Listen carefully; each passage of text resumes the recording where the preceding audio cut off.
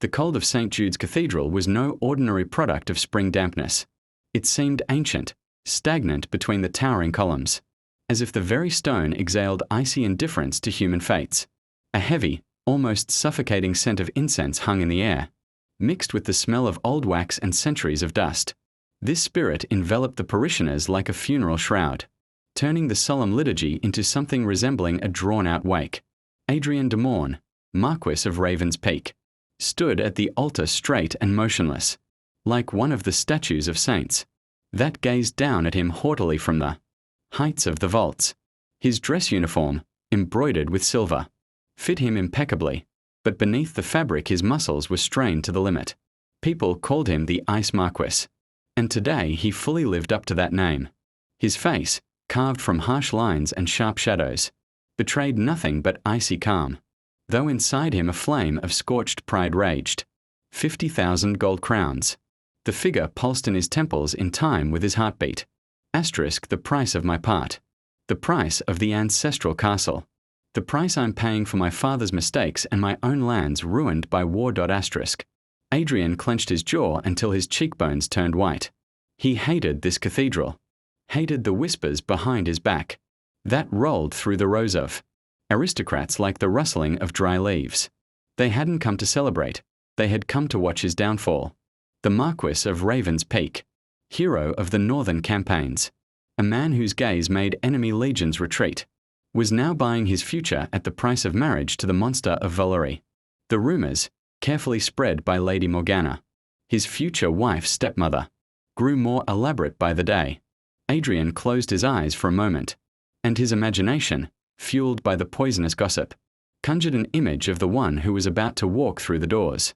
He pictured a hunched figure, disfigured by smallpox or some congenital affliction, skin covered in sores, or eyes devoid of reason. Asterisk why else hide a daughter in a tower for 15 long years? Why shroud her existence in such a thick veil of secrecy, unless something truly repulsive lurks there? Asterisk. Asterisk let her be a demon from hell itself. Asterisk he thought with grim resolve. Asterisk I will give her my name. I will give her my blood. I will feed her gold and lock her in the most luxurious chambers of Raven's Peak. But I will never look at her. My duty is to save the de Morne legacy, not to seek love in the arms of a cripple. Asterisk. The organ roared. Heavy sounds crashed down from above, making the candle flames tremble. The booming thud of the oak doors against the stone walls made everyone present flinch. Two figures appeared in the doorway. First was Count Ulrich Valori, a man whose once proud lineage was now associated only with gambling debts and disgrace. He looked pathetic, stooped, with darting eyes, in a suit too large for him, as if he had shriveled from his own fear. But he was not the one who drew every gaze. Beside him moved something that made the whispers in the hall fall instantly silent. Celeste Valori did not walk, she glided, and her movement lacked the clumsiness Adrian had expected to see. She was clothed in a heavy, high-necked gown of black velvet. There was not a trace of wedding joy in it. This was mourning attire. Yet across the black fabric, from collar to hem, the finest silver threads wound their way, weaving into a complex, unsettlingly detailed pattern. It was a spider web. It shimmered in the dim torchlight, creating the illusion that the bride had become entangled in the nets of her own gown, or, conversely, that she herself was the spider who had spun this trap. Her face was completely hidden behind a veil of fabric so dense that not even the outline of her nose or lips could be discerned. A black cocoon, impenetrable and ominous. As they passed the front rows, Adrian felt a chill run across his skin. From the bride came not the scent of delicate flowers, as would befit a new bride, but a strange, pungent smell of dry herbs, wormwood, and something else, reminiscent of ozone before a storm. Ulrich led his daughter to the altar and practically shoved her hand off his arm, hastily stepping back. He did not look at his daughter. He looked at Adrian, and in his gaze was a mixture of guilt and the relief of a butcher who has delivered slaughtered livestock to market. Celeste remained standing beside Adrian. Even through the veil he could sense her trembling, faint, barely perceptible, but rhythmic, like the heartbeat of a hunted bird. But was it trembling of fear, or of fury. Father Gregory, an old man with a face like dried parchment, began the ceremony. His voice trembled beneath the high vaults as he read the ancient formulas of the union of souls and bodies. Adrian did not hear the words. He stared at the black veil, trying to burn through it with the force of his gaze, to see the deformity that was now to become his burden. "Do you consent, Adrian de Morne, Marquess of Raven's Peak?" "I consent." His voice rang out like the strike of a sword against stone. Sharp, cold, without a shadow of doubt. The priest turned to the black figure. "Do you consent, Celeste Valori?" The pause dragged on. The guests held their breath. The only sound was the crackle of oil in the lamps. Adrian felt anger beginning to boil within him. Would she dare humiliate him here, before all these vultures? "I consent," came a whisper. The voice was neither hoarse nor cracked. It was quiet, but it carried the purity of a mountain stream and a strange, out-of-place firmness. It was the voice of a woman accustomed to speaking, with silence and finding answers within it. "By the power vested in me," Gregory continued, "lift the veil and seal your union with a kiss." Adrian felt his palms grow slightly damp. This was the moment of truth, the moment he would officially accept his curse. He turned to her slowly. His fingers, accustomed to a sword's hilt and a horse's reins, now touched the thin edge of the black fabric. Celeste swayed forward almost imperceptibly. Adrian lifted the veil.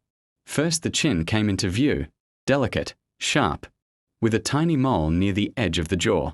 Then the lips, not pale and bitten, but full, the color of ripe cherries, pressed tightly into a line of suffering. The nose, straight and slender, like a marble goddess's. And finally, the eyes. The veil fell back onto her shoulders, revealing her face. And in that instant, the silence in the cathedral became absolute. It was the silence of shock. Before Adrian stood no monster. Before him stood the most beautiful woman he had ever seen. But her beauty was dangerous, almost unearthly. Pale as the finest porcelain, her skin seemed translucent in the candlelight. Golden hair, braided into an elaborate crown, shone as though sunbeams had been woven into it. But above all, her eyes, enormous, the color of dark amber. They looked at him not with pleading, nor with fear. In them burned defiance. It was the look of someone who had walked through hell and survived, only to spit in the faces of her tormentors. In those eyes, Adrian saw a reflection of his own pride, his own loneliness, and something else, a deep, ancient sorrow that resonated instantly within his soul. Asterisk, where are the scars? Where is the deformity? Asterisk raced through his mind. Asterisk, Morgana. That lying serpent created a myth to destroy her without ever laying a finger on her. She locked perfection in a cage and called it a monster. Asterisk. Celeste looked at him, and her lips trembled almost imperceptibly.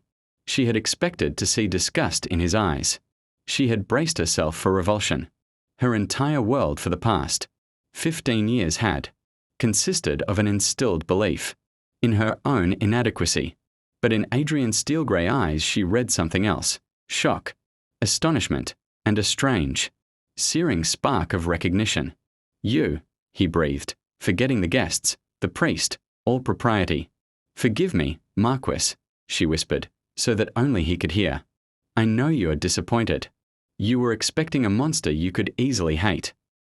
Her words were like the prick of a fine needle. She was defending herself with sarcasm, because it was the only weapon left to her. Adrian did not answer. Instead, he took a step forward, breaking every rule of the ceremony. His hand, still holding the edge of the veil, moved to her cheek. Her skin was cold as ice, but beneath his fingers he felt life pulsing. The guests began to come back to themselves. Gasps and exclamations sounded. A rising murmur swelled. Lady Morgana, seated in the front row, went so pale that her face blended with her white lace collar. Her plan was unraveling before her eyes. Celeste had not become the disgrace of Raven's Peak. She had become its greatest treasure. "Kiss the bride," Ulrich blurted out awkwardly, trying to break the prolonged silence. Adrian leaned in. He had not intended to kiss her in earnest, only a formal brush of the cheek. But when his face came within inches of hers, he met her amber gaze once more. In it was such a concentration of pain and unbroken will that Adrian felt his icy heart crack. He touched her lips. It was not a kiss of love. It was a collision of two solitudes beneath the cover of a Gothic night. Her lips were cold, but for a moment they answered his, with a short, convulsive exhale that seemed to him sweeter than the finest wine. At that moment, somewhere in the shadows behind the altar, Adrian noticed movement. Among the heavy velvet curtains, a figure in a grey cloak flickered into view, a tall man whose face was hidden beneath a deep hood. For an instant, light fell on the hand gripping the hilt of a dagger, on which gleamed a symbol, a raven tearing at a serpent. Silas Sayan, the bride's uncle, a man who should have been dead for 10 years. Adrian instantly tensed, his soldier's instincts driving him to shield Celeste with his body. But when he blinked, the figure had vanished, as though dissolved into the incense smoke. "What's wrong?" Celeste asked quietly, noticing his sudden tension. "Nothing I can't handle," he answered. And for the first time, a possessive note crept into his voice. "You are under the protection of Raven's Peak now, Lady de Morne. And believe me, I will not surrender what I paid such a high price for." Celeste looked at him, and in her eyes the defiance momentarily gave way to surprise. She did not yet know what kind of man this was, her savior or her new jailer. But when Adrian took her hand to lead her out, she did not pull away. His palm was warm and steady, and for the first time in 15 years, Celeste felt that the cold of the cathedral no longer chilled her to the bone. The organ struck up a triumphant march, but to the two of them it sounded like a signal to begin a war for truth, for life, and for the strange, frightening bond that had just been born in the shadow of the ancient vaults. As they left the cathedral, Adrian glanced briefly at Morgana. She was watching them with a hatred she could not conceal. He understood then that this marriage truly had been a deal, but not the one he had thought.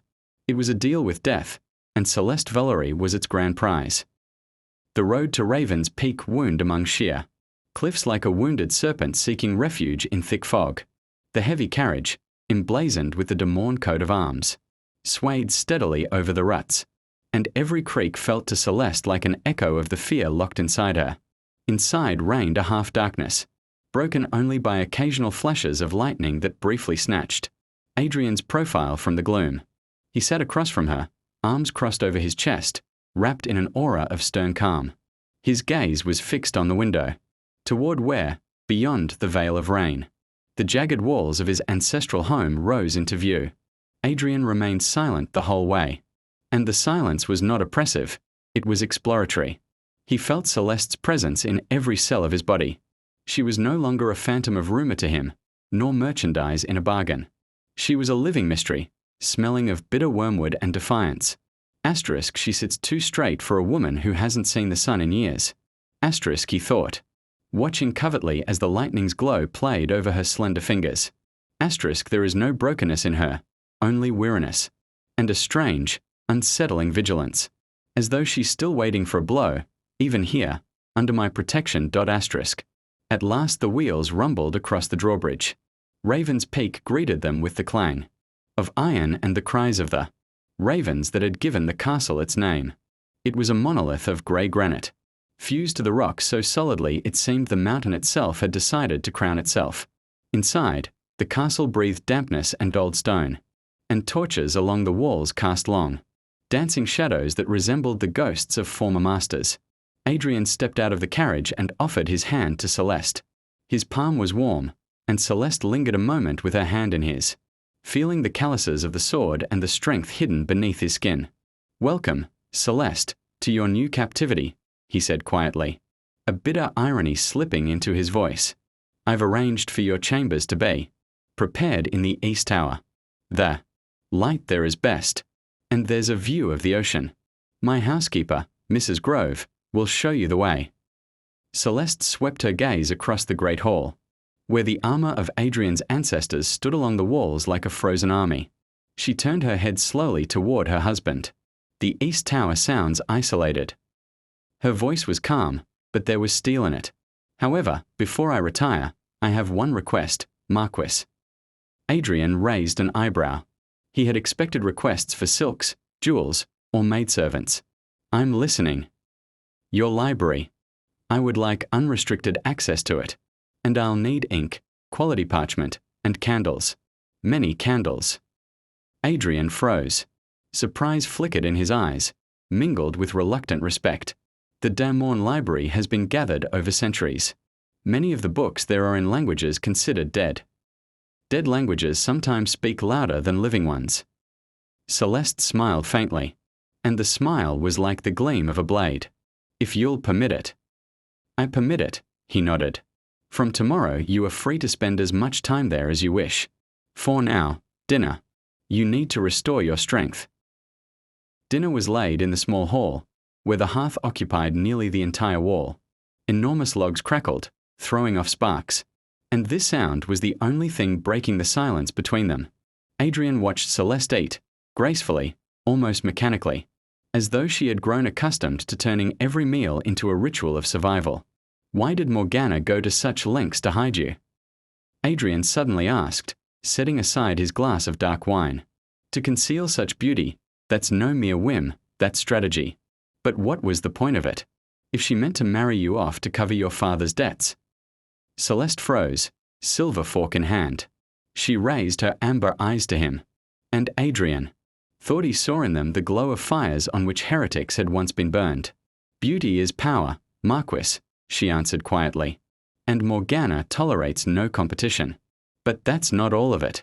She wanted you, and the whole world, to believe I was mad and hideous, so that no one would ever want to listen to my words, because the words of Eloise's daughter can be dangerous. She took a sip of water and continued, her voice dropping lower, taking on a confiding, almost hypnotic tone. You saw my pallor in the cathedral. You thought it came from a lack of sunlight. Adrian frowned. I assumed it was the years in the tower. Not only that. Celeste laughed bitterly. Morgana knows herbs as well as my mother did, but she uses them for other purposes. Every morning she sent me tea. There was always belladonna in it. Just a little, just enough to keep my pupils permanently dilated. My skin deathly pale, my heart racing in a feverish rhythm. Before visits from rare physicians or notaries, the dose was increased. I would appear ill, exhausted, barely able to string two words together. She was crafting a monster physically, Adrian. She poisoned me for years, to turn me into a will-less doll. Adrian felt an icy fury rising in his chest, the same fury that had once driven him into battle. He clenched his fists until the joints cracked. You knew this and kept drinking that tea. I had no choice. Celeste looked into the fire. If I had refused, she would have found a way to slip poison into my food, or worse, taken it out on Silas while he was still at court. I drank it, but at night I read my mother's books, the ones I managed to hide. She taught me about antidotes. I learned to recognize the taste of every drop. I trained my body to the poison, made it a part of myself. I am not Morgana's victim, Marquess. I am her greatest failure. I survived where I was meant to fade away. Adrian looked at her and saw not a fragile aristocrat, but a soldier. She had waged her war in the dark, unarmed, against an enemy who called itself her family. In that moment, the Ice Marquess felt something he had never experienced before, a sharp, almost physical need to protect this creature, not because she was his wife, but because she was his equal in strength of spirit. Celeste suddenly shivered. The cold of the stone had begun to seep through her thin gown. The east tower of the castle was always colder than the valley below. You're cold. It was not a question. Adrian rose, came to her, and before she could pull away, took her hands in his. Her fingers were like icicles. He led her to the very hearth, settling her into a deep chair with a fur throw. Raven's Peak has its own laws, Celeste, he said, lowering himself to one knee beside her to add wood to the fire. No one here will dare bring you tea without my knowledge. Here, I decide who is healthy, and who is ill. He took a heavy woolen blanket, lying on the bench and carefully wrapped it around her legs. His movements lacked a courtier's grace. They were precise and economical, like those of a battlefield surgeon.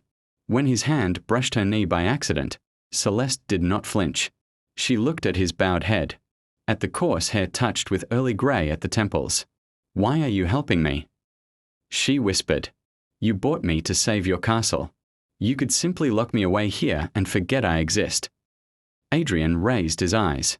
In the firelight, his steel gaze seemed molten silver. I am used to fighting enemies I can see before me, Celeste, but I cannot fight the shadow of a woman who survived on belladonna poison.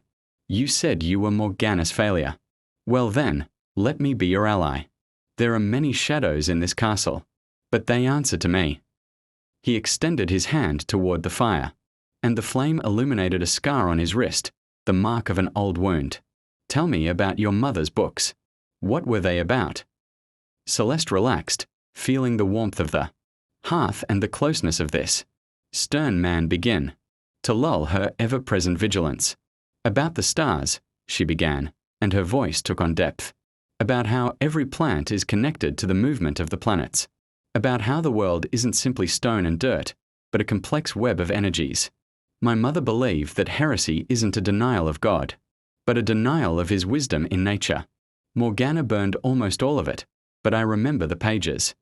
I remember healing recipes that could bring back to life even those physicians had given up as hopeless. Adrian listened to her, and before his mind's eye rose not the dry lines of reports, but a living map of the world that this woman was describing. He saw her as a little girl, hiding in the tower's shadow with a stolen candle stub, absorbing knowledge that could have cost.